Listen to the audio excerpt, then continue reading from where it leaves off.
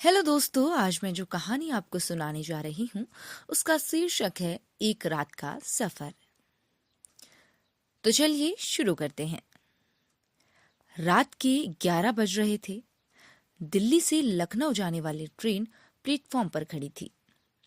अर्पिता ने अपनी सीट पर बैठकर गहरी सांस ली। वो अपने भाई की शादी से लौट रही थी और सफर के दौरान अकेली थी।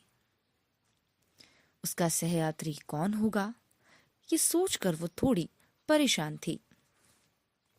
कुछ देर बाद एक लंबा दुबला पतला आदमी उसके सामने वाली सीट पर आकर बैठा।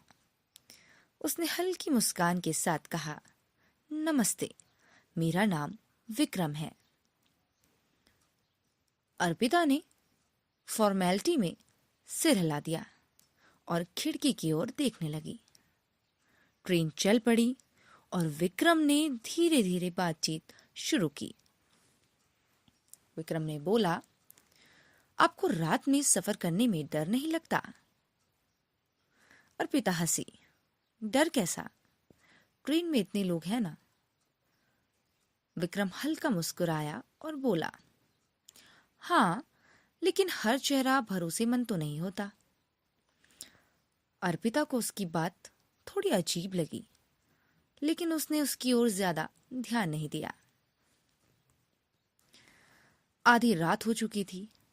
ट्रेन जंगलों और छोटे छोटे स्टेशनों के बीच से गुजर रही थी। डिब्बे में ज्यादातर लोग सो चुके थे, लेकिन अर्पिता को नींद नहीं आ रही थी। तभी उसने देखा कि विक्रम बार बार इधर उधर देख रहा था, जैसे किसी चीज का इंतजार कर रहा हो। अचानक ट्रेन की बत्तियां हल्की झपकी लेने लगी। अर्पिता ने घबरा कर पूछा, ये क्या हो रहा है? विक्रम ने गंभीर आवाज में कहा, कभी कभी ट्रेनों में ऐसी घटनाएं होती है, खासकर इस रूट पर।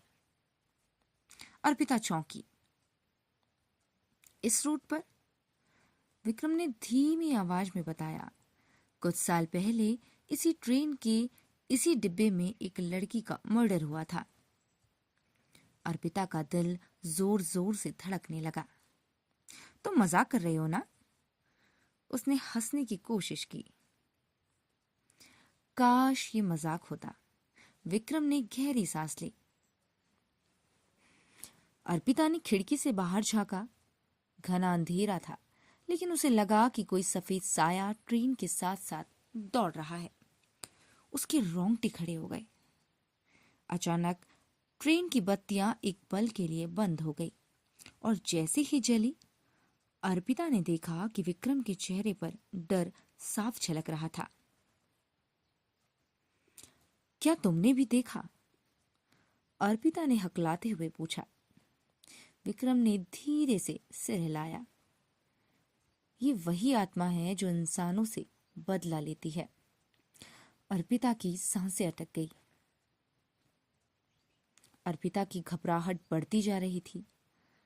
उसने पसीने से भरे हथेलियों को रगड़ा और खुद को शांत करने की कोशिश की। अचानक दरवाजे पर किसी ने जोर से दस्तक दी। कौन है? अर्पिता ने डरते हुए पूछा, लेकिन कोई जवाब नहीं आया। विक्रम ने इशारे से उसे चुप रहने को कहा। वह धीरे धीरे उठकर दरवाजे की ओर बढ़ा और हल्का सा खिसकाकर देखा। वो तुरंत पीछे हटा और बोला, हम इसे खोलना नहीं चाहिए। कुछ मिनट बाद ट्रेन की एक छोटे से स्टेशन पर रुकी। बस वहां एक पुलिस अफसर डिब्बे में आया। क्या आप दोनों ठीक हैं? उसने पूछा। विक्रम ने सिर हिलाया, लेकिन अर्पिता अब भी घबराई हुई थी। क्यों पूछ रही हैं? विक्रम ने संदेह से पूछा।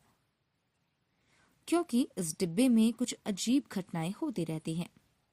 अर्पिता ने तुरंत विक्रम की ओर देखा। पुलिस अफसर ने आगे कहा, हमेशा एक शख्स यात्रियों को डराने की कोशिश करता है और जब वो घबरा जाते हैं तो उनका सामान चोरी कर लेता है। अर्पिता की आंखें फटी रह गई। क्या मतलब? उसने पूछा। मतलब वो आदमी विक्रम असली अपराधी है। अर्पिता अवाक रह गई। उसने विक्रम की ओर देखा, जो अब अपना बैग लेकर भागने की कोशिश कर रहा था, लेकिन पुलिस ने उसे पकड़ लिया। अर्पिता को यकीन नहीं हो रहा था कि जिसे वह अपना हमसफर समझ रही थी, वह असल में एक ठग था। जाते जाते विक्रम ने कहा, अगर तुमने डरकर दरवाजा खोल दिया होता तो तुम भी मेरी शिकार बन जाती। पुलिस उसे ले गई और अर्पिता ने राहत की सांस ली। ये सफर उसके लिए कभी भी ना भूलने वाला अनुभव बन गया। इस कहानी से हमें ये सीख मिलती है कि हर मुस्कुराता हुआ चेहरा भरोसेमंद नहीं होता। सफर के दौरान सतर्क रहना भी जरूरी है।